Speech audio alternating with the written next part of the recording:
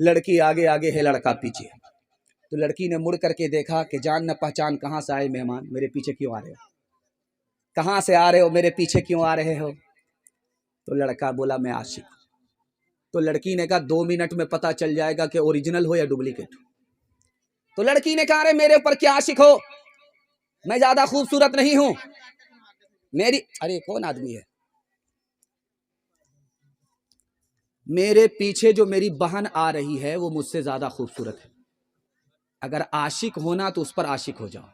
अब लड़का इसको छोड़ करके उसको ताक झांक करने लगा। लड़की ने दोनों गाल में 2 तमाचे ठोके। कहा तुम ओरिजिनल नहीं हो, डुप्लीकेट हो। हाथ उठाइए, वादा कीजिए घर की औरत को घर में रखेंगे, ईमान आबरू की हम खुद हिफाजत करेंगे। हाथ उठा दीजिए इंशाअल्लाह। बहन से ज्यादा साली पर मेहरबान होंगे, हाथ उठाइए इंशाअल्लाह। खुली फिरती है जो आजाद वो खतरे में रहती है, हिफाजत से हमारी मुर्गियां डरबे में रहती है। खुली फिरती है जो आजाद वो खतरे में रहती है, हिफाजत से हमारी मुर्गियां डरबे में रहती है। बुजुर्गों की शराफत का भरम रखने में रहती है, हमेशा खानदानियों रते पर्दे में रहती है। खुला एक आसमां दे इनको उड़ने के लिए मौला,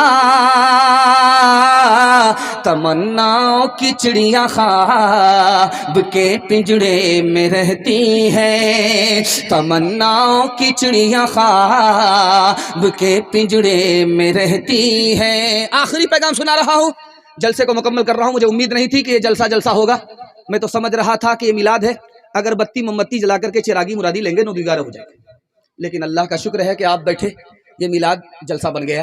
अल्लाह हमारे सुनाने को आपके सुनने को बेहद कबूल फरमाए।